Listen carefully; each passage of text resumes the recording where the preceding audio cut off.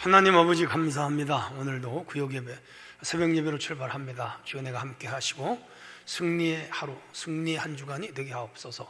예수님 이름으로 기도합나이다. 아멘. 네, 오늘 갈라디아 4장 21절에서 31절 제가 읽겠습니다. 내게 말하라. 율법 아래 있고자 하는 자들아, 율법을 듣지 못하였느냐?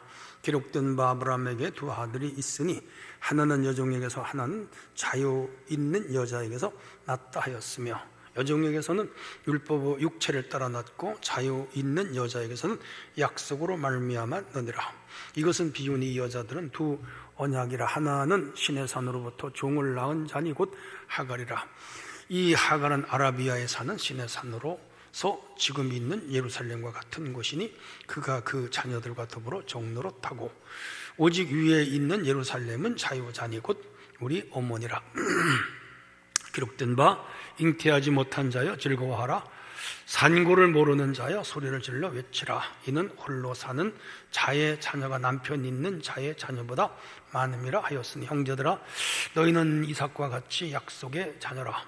그러나 그때에 육체를 따라 난 자가 성령으로 따라 난 자를 박해한 것 같이 이제도 그러하도다.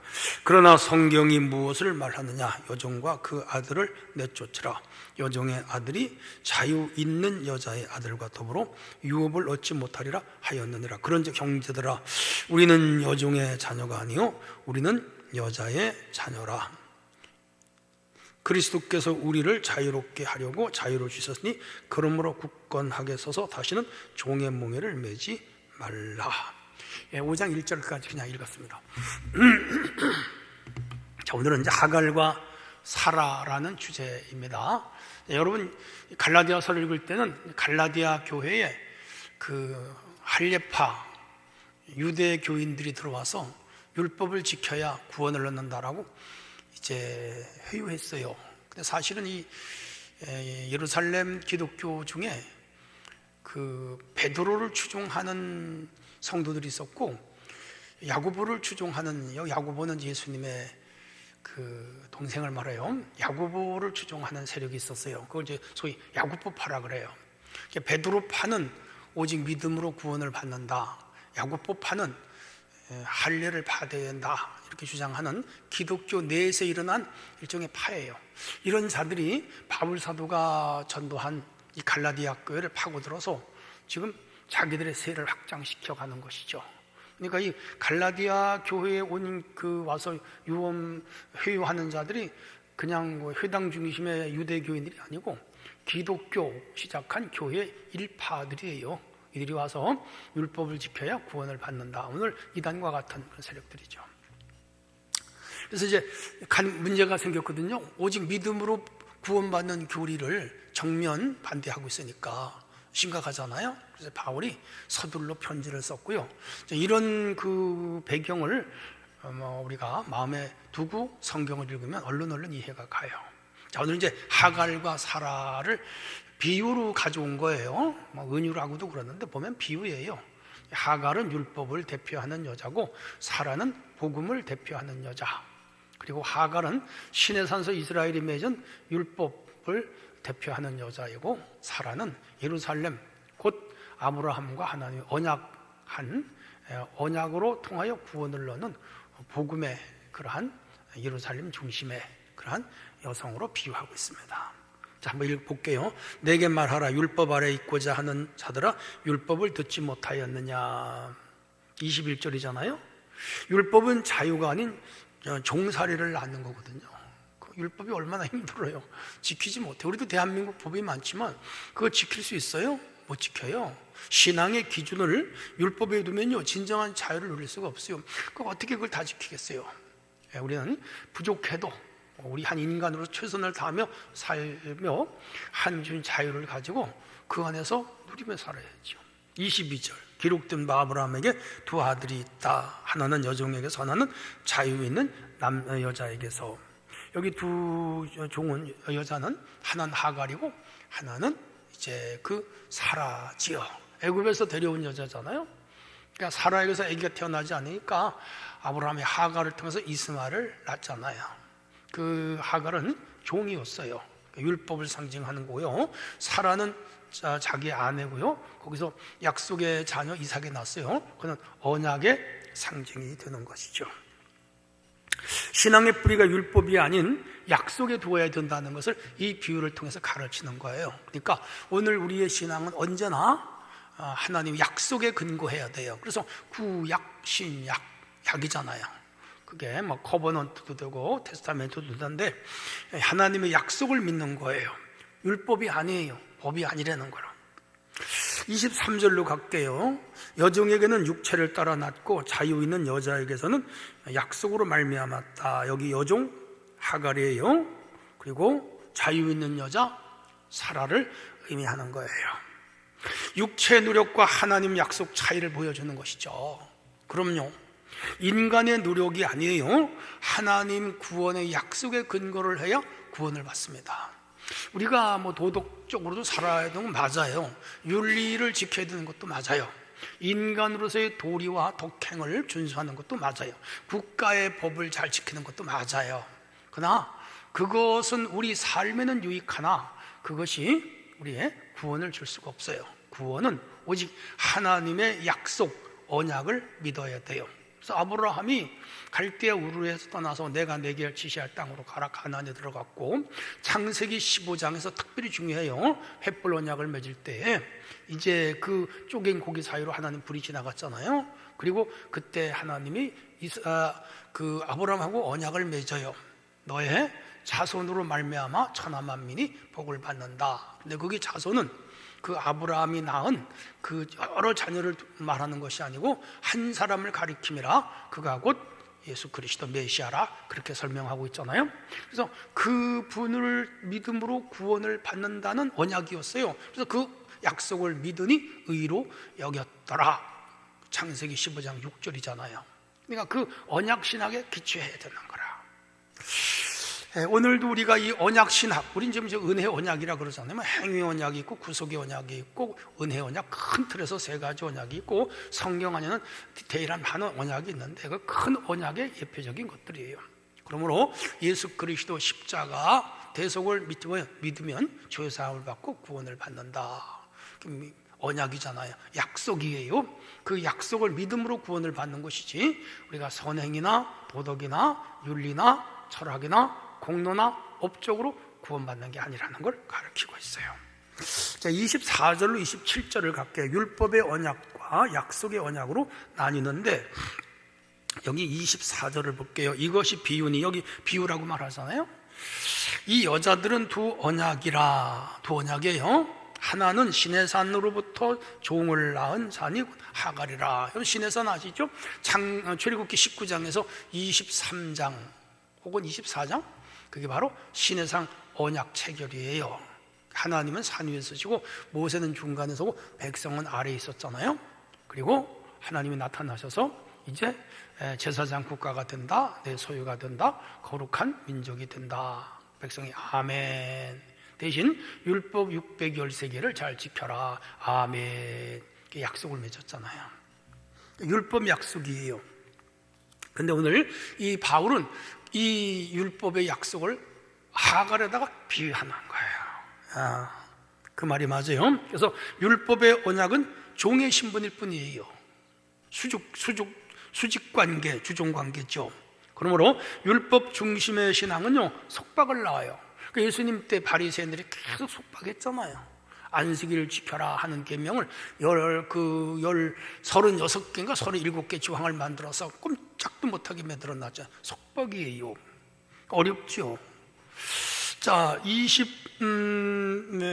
그래서 율법 아래 있는 자들은 여전히 종이에요. 형식적 신앙과 제도적 종교는 자유를 주질 못해요. 우리가 신앙생활의 형식은 중요해요. 의식도 중요해요. 예배 모범도 중요해요. 종교법도 중요해요. 그러나 그것이 구원을 주는 건 아니에요. 예수 안에서 우리의 심령이 자유함을 얻어야 돼요. 26절로 갈게요. 오직 25절이네. 하갈은 아라비아에 있는 시내산으로서 지금 있는 예루살렘과 같은 곳이니 그가 그 자녀들과 더불어 종노릇하고. 그렇죠. 이스라엘에게서 예루살렘은 굉장히 중요하죠. 거기 이제 성전이 있잖아요. 솔로몬 성전. 스룹바벨 성전, 헤롯 성전, 그러니까 이스라엘의 영적 고향이죠. 근데 시내산도 그들에게는 중요해요. 왜냐하면 최초로 하나님과 언약을 맺은 산이기 때문에. 그래서 이 시내산과 이 예루살렘은 둘 다 거룩한 산은 맞아요. 근데 26절에 오직 위에 있는 예루살렘은 자유자니 곧 우리 어머니라. 더 중요한 곳이 어디냐? 예루살렘이다. 바울이 그렇게 26절에서 설명을 하고 있는 거예요. 여기 예루살렘은 자유자며 우리의 어머니라. 이것은 약속의 언약은 자유와 생명을 준다. 그걸 가리키고요. 그리스도 안에서 참된 자유를 바로 누릴 수 있다는 하나의 예표적 사건으로 보여주고 있죠. 27절 기록된 바 잉태하지 못한 자여 즐거워하라. 산고를 모르는 자여 소리를 질러 외치라. 홀로 사는 자의 자녀가 남편 있는 자의 자녀보다 많음이라 하였느니라. 하나님 약속은 인간의 한계를 풍성히 이루어진다는 것을 구약 성경 인용문을 통해서 이렇게 가르치고 있죠. 믿음의 사람은 환경이 아니라 약속으로 기뻐한다는 거예요. 어떤 상황에서도 우리는 약속 하나를 붙잡고 나가야 되는 거예요. 우리 대한민국 국민으로 살아갈 때도 어떤 법정에서가 되는 일일 때 그 법 조항에 따라서 내가 죄인이 되기도 하고 내가 석방될 수 있는 거예요. 근거죠. 마찬가지로 우리의 모든 신앙은 하나님의 말씀, 이 언약의 말씀에 근거를 해야 되고, 이 언약의 말씀을 붙잡아야지 어떤 사람의 회유와 유혹과 혹은 여러 가지 가문이설에 속아 넘어가면 안 되죠. 28절 형제들아 너희는 이삭과 같이 약속의 자녀라. 맞아요.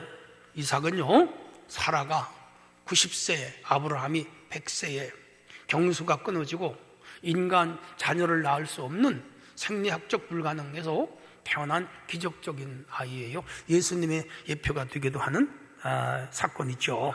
내가 태어났어요. 그리스도인은 하나님의 약속으로 태어난 자. 그런데 아브라함이 하나님께서 너 아들을 준다 계속 했거든요. 75살에 부름. 근데 사실은 그걸 못 믿었거든요. 그래서 86살에 그만 아브라함이 실수를 했어요. 하나님이 분명히 사라의 몸에서 아기를 주겠다 그랬는데 못 믿고 애굽에서 데려온 여종 하갈과의 사이에서 이스마엘을 낳았어요. 불신앙의 자식이야.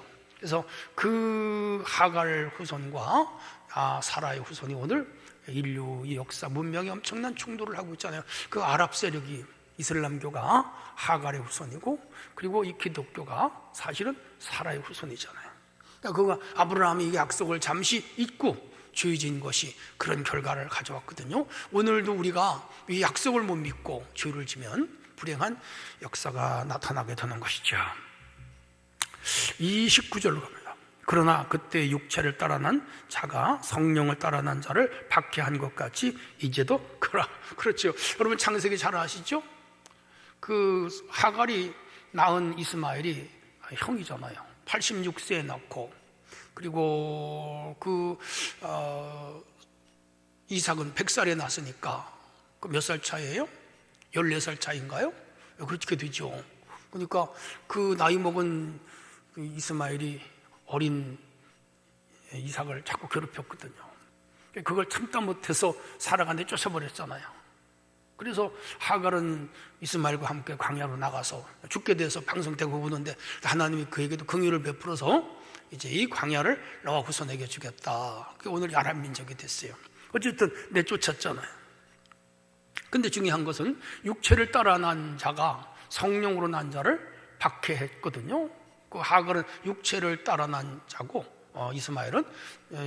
이삭은 성령으로 난 자를 비유하는데, 육체로 난 자가 성령으로 난 자를 박해했는데, 오늘 갈라디아 교회가 똑같은 거예요. 바울이 가서 전도한 갈라디아 교인들은 성령을 쫓아난 자녀들이에요.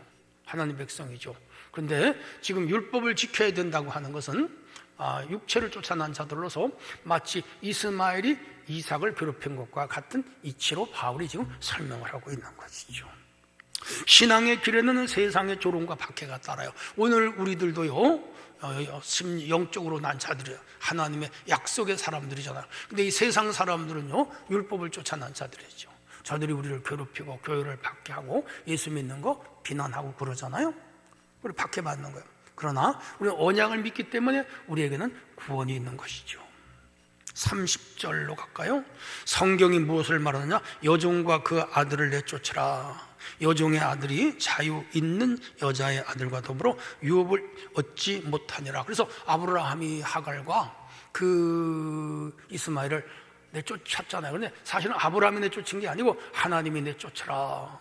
이것은 영적인 맥락에서 중요했기 때문이에요. 왜냐하면 육체의 소욕을 쫓는 율법을 통하여 구원을 받지 못하고 우리는 오직 복음과 언약을 믿어야 구원을 받는, 즉 예수 그리스도를 믿어야 구원을 받는 것을 가르치는 사건으로서 우리 개인에게도 육체의 정욕과 죄의 요소를 쫓아내야 구원을 받고요. 그리고 율법을 배격하고 복음을 믿어야 구원을 받는 진리를 창세기서 그림자 하나의 모형으로 보여줬죠. 31절, 그런즉 형제들아 우리는 여종의 자녀가 아니요 자유 있는 자의 자녀라. 여기 여종은 하갈이에요. 하갈은 부인이 아니고 종이었어요. 그리고 종에게서 낳은 아들이 이스마엘이에요. 하갈은 언약의 여자가 아니에요. 이스마엘도 언약의 백성이 아니에요. 사라가 아브라함의 아내고 이삭이 하나님으로부터 약속한 아브라함의 자녀예요. 이게 복음이에요. 고로 예수 그리스도를 통하여 구원을 받고 복음을 때 구원을 받는 것이지 이 율법을 통하여 구원을 받을 수 없다는 것을 보여주는 확실한 사건이죠. 자, 그러므로 성도는 종의 두려움이 아니라 자녀의 자유로 하나님을 섬기는 그런 삶이 돼야 돼요. 오늘도 교회를 섬길 때 무서워서 두려워서 주일 안 지키면 벌을 줄까 봐, 하나님 앞에 예배생활 잘 안 하면 하나님으로부터 매맞을까 봐 그렇게 신앙생활하는 것은요, 그건 율법신앙이에요. 오늘 우리는 주님 안에서 즐거움으로 예배도 즐겁게, 주일도 즐겁게, 봉사도 즐겁게, 헌금도 즐겁게, 사명 감당도 즐겁게 자유한 마음으로 해야 돼요. 이 자유의 다른 말은 자율이잖아요. 자율, 능동적으로 그렇게 해나가는 거예요. 결론이에요. 율법은 종의 신분을 낳지만 약속은 자유를 줘요. 인간의 노력보다 하나님의 약속이 구원의 근거가 돼요. 그리고 참된 자유는 그리스도 안에서만 누릴 수가 있어요. 율법적 신앙을 버리고 은혜의 복음 위에 서야 돼요. 매일같이 자유하게 사는 저와 여러분이 되기를 축복합니다. 하나님 아버지 감사합니다.